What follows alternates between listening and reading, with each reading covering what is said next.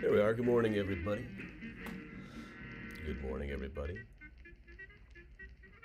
Hang on just a second. I'm just going to go peek in. There's like some shouting in the hall. Sounds like a landlord issue. Sounds juicy. I'm going to go pull a nanny. Is everything all right in here? Yeah.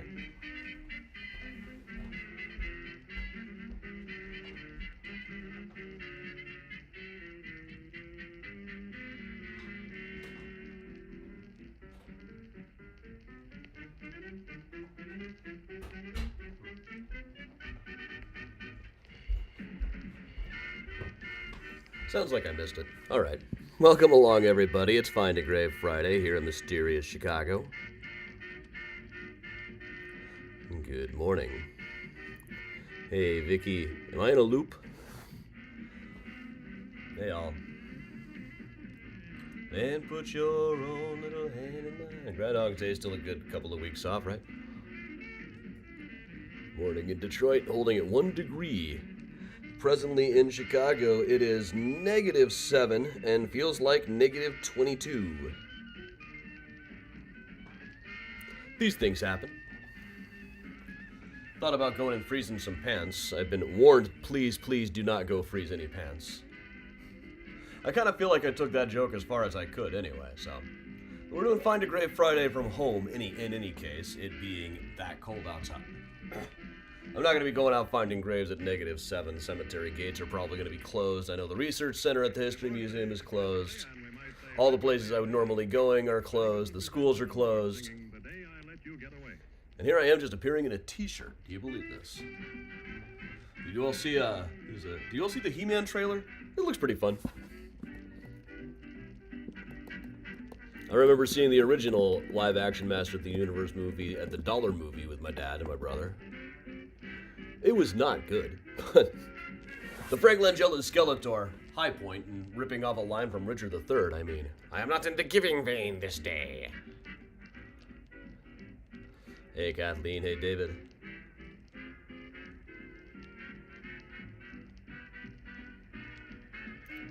Generally, it looks like they're going to have fun with the movie, and the less seriously Masters of the Universe takes itself, the better. Kevin Smith made a noble effort to try to do a good He-Man, and yeah, you can kind of do it, but let's be real, this is a storyline that was retrofit to sell the toys. They came up with the toys and then came up with a backstory for them. You can kind of tell. But good morning, everybody. Welcome along. I got a couple of comments early on, but now the comments seem to have slowed up or disappeared or something. I'm going to try restarting the chat window over here. Been having this issue lately. It happens. I'll see if I can get that back up, though. For a FindAGrave Friday at home, it's not quite as necessary. There we are. Okay, now I think I'm in the right place. Welcome, everybody, to a very cold day here in Chicago. I'm still not totally sure comments are working, but, well, we'll see. Okay, David, hey again. Hey, everybody. It is a chilly day here in Chicago, so we're finding a grave from home. Hey, Bob. Hey, Diane. Hope everybody's staying warm. Hey, Vicky. I got to see Priya the cat last night. Remember Priya? I got to see Priya. Priya has put on weight. Let's just say it. She was looking good, but she was like, oh, wow. Hey, Ginger.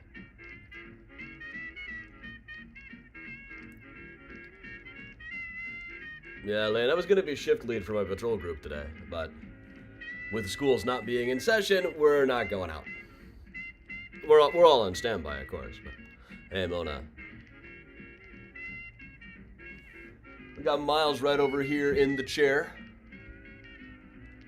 Same place he's been a lot lately. He likes this towel. And Ms. Gertrude Ember-Crombie is over here. Past the mess of the desk.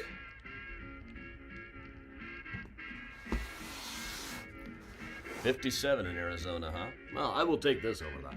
I mean, 50s are some of my favorite temperatures, but it's January. I want my cold. I'm going to make mashed potatoes. And Deciding whether to do roasted chicken or have chili tonight, or ooh, Salisbury steak. I got some of that too.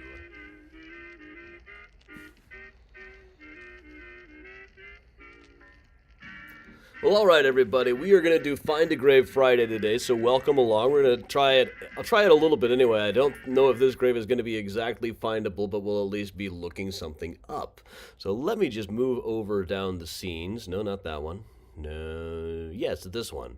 All right, so we have talked many times, especially if you're on the Patreon, about Henry Meyer, an early Chicago serial killer. Started being active in Chicago in the early 1880s. When we talk about who's the first serial killer in Chicago, the ones that we know of, it's kind of a tie between Dr. Thomas Neal Cream, who's on this week's serial killer tier over on the Patreon, and Dr. Henry Meyer, who poisoned his wife and his girlfriend's husband, and then tried to poison the new wife, then got in a whole scheme with his next wife where they would have her marry guys so they could kill them for the insurance money. How many people this guy might have killed, we don't really know. A while ago, I found his executive clemency file in New York, which indicated that he was in Sing Sing for 20 years and then was eventually released. According to his prison files, about 20 years to the day after he was put in jail, they let him back out. And newspaper reports indicate he went right back to his old neighborhood in Chicago. And while in Chicago, he started trying to partner with young women, saying, I can arrange for you to marry guys, and then we'll kill them for the insurance money. We evildoers love the nighttime and hate the day, and stuff like this. It's almost comical. But he kind of disappears from the record after that. The last note that I've got about him, and with a name like Henry Meyer, it's very difficult to figure out what happened to him, because he wasn't even the only Henry Meyer who was born in Hamburg in 1856 and then operating in Chicago. It was kind of hard to tell when you're looking at somebody whether this is the correct Dr. Henry Meyer, but in this case, the last note that I have of him is this article from 1920. I think this is the last I've got of him, mentioning that a few people who were killed overseas in the late war were being brought back to Chicago and were being brought back to be buried at Arlington National Cemetery. And it'll list them: Harold Foreman, Private First Class, Headquarters Troop. Next of kin, Dr. Henry Meyer, friend, 508 Center Street, Chicago.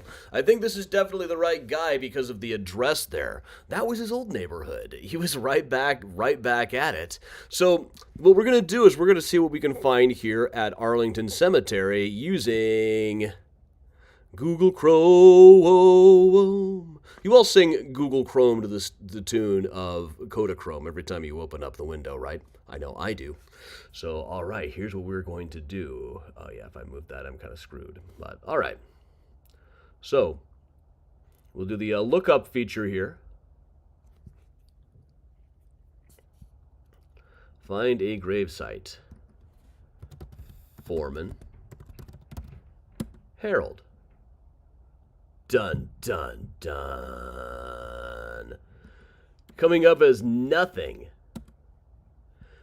Try Foreman H. Helen Henrietta Herbert. None of these are the correct dates either. So next thing we can do is try to see when the other people in this article were. The article says Tuesday. Next Tuesday. I don't know what day of the week this actually was, but I know how to look this up. I'm going to go to a different window. Check. Let's see. August 1920 calendar.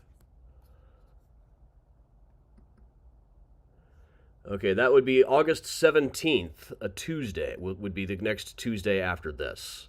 So we're going to go back into Google Chrome, and we're going to search under advanced search by internment date of 08/17/1920. Let's see what we got here. 0 results. Let's try some different dates around there. 08/18. Okay, let's try one of the names in this, perhaps. Let's try Adolph Larson. Clear. Flatline. Clear.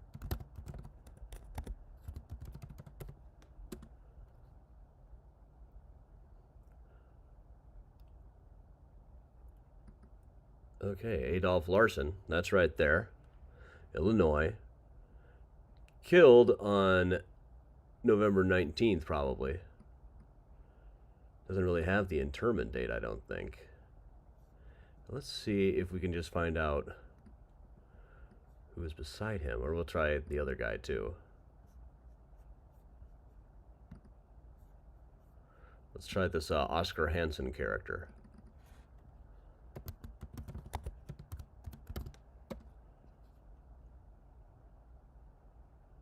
Yeah, same general vicinity here.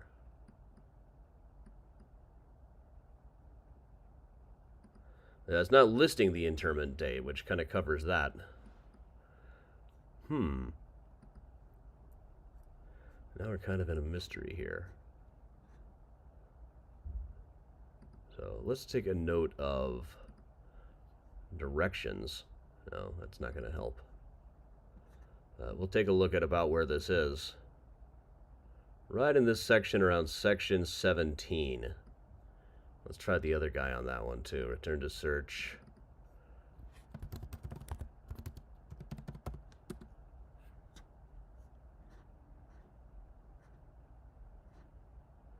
Once again, same general vicinity here. All right, but we're still not. Let's try some alternate names, alternate spellings here. Let's try it maybe without the E. Just go over and check the comments occasionally here.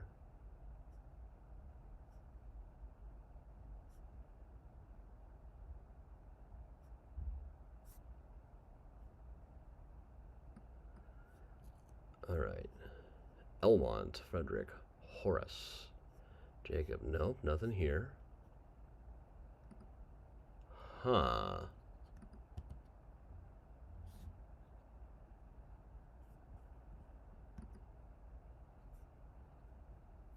Well,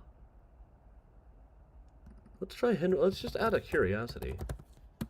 Let's try Henry Meyer. I bet there's going to be a bunch of these probably. It's such a common name. Yeah. Henry C. Meyer would be correct, but he definitely did not live until 1996. Definitely lived after 1918. Just for giggles, yeah. So, okay, this is going to have to just turn out to be a mystery grave. Let me try a little bit here. I'm going to go different window. I'm going to try Harold Foreman over in Fold 3, the military records. Click off. One.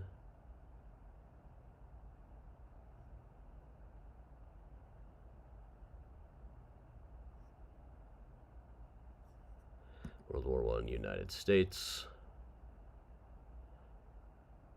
Also add Illinois. It's a lot of different Harold's Foreman coming up.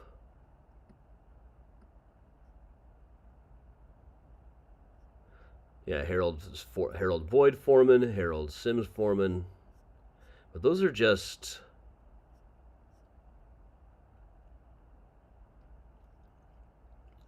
Those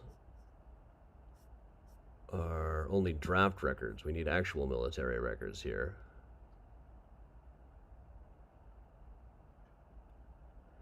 Got a Harold R. Foreman, ship of the Aeolus, first class headquarters troop.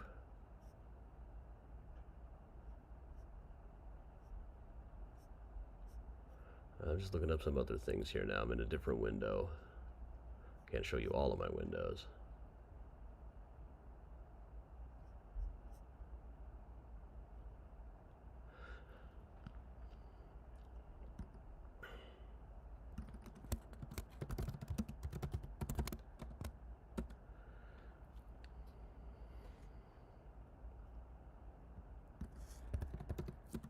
Try 1920 there.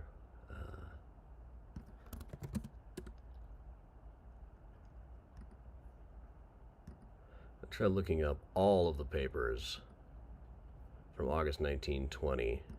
Try Harold Foreman, Arlington. Only thing that comes up is that Tribune article. Let's try Oscar Hansen, Arlington.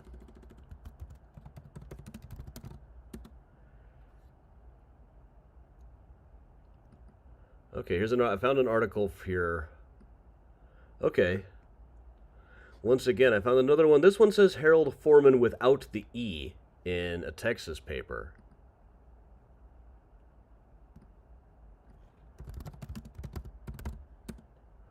Among the burials coming up that day, list of the dead. Funeral of 23 enlisted men whose bodies have been returned from overseas. Will be held here next Tuesday. This includes also an Ebby Rogers. I can look that one up over in here. All right. Ebby Rogers. I'm thinking that's not going to come up. No, nothing there. Let's see.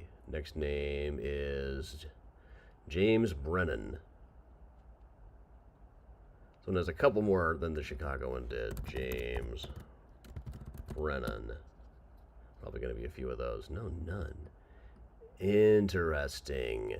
Showing me just how unreliable this lookup is, possibly. Could be just very bad. Could be stuff that's unmarked, somebody that's not getting you full access into their databases. So, all right. So, this is in fact not really getting us anywhere, but I think we can say with some degree of certainty that he's probably down here in section 17. So that's something. That's about our last clue of the final whereabouts of Dr. Henry Meyer. I got to kind of work on that case because I'm going to be telling that story in Graceland Volume 2. There are 2 plots associated with him there. There is his own family plot that he's probably not in, and there's his wife's family plot that was still using his family plot for some of her in-laws years after he was gone. So, still working on stuff here. Thanks for popping in with me. I got to get back to work on this Graceland book. There's an Ebby Rogers at Arlington, but died in 1918. That's correct. These people all would have died a couple of years before. There'd only be so many people named Ebby out there. Let me see if I just look up Ebby. If that comes up better. No. Their Explorer is not great here. Huh. Search all cemeteries. Ooh.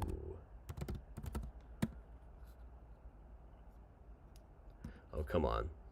You can't tell me there's not a Harold Foreman in any of these cemeteries. But all right. So thanks, everybody, for joining me. This was just as much as we can really do today. It's being that cold out. I looked for another good cemetery with Google Street Views. There's just not too many there. But all right. Thanks for joining me, everybody. We will be back tomorrow, possibly outside again with another morning mini tour. And in any case, we are going to just hang around today. Everybody try to stay warm. Make sure you have water running. Make sure you start your cars if you keep them outside. All of the things to keep yourself warm and safe on this very, very cold polar vortex kind of a day. I'm Adam from Mysterious Chicago Tours, telling you all to stay safe, stay strong, and of course, if you can, stay spooky, everybody. Right, Ember? Ember has stolen Miles's chair. She'll do that. Have a great day, everybody.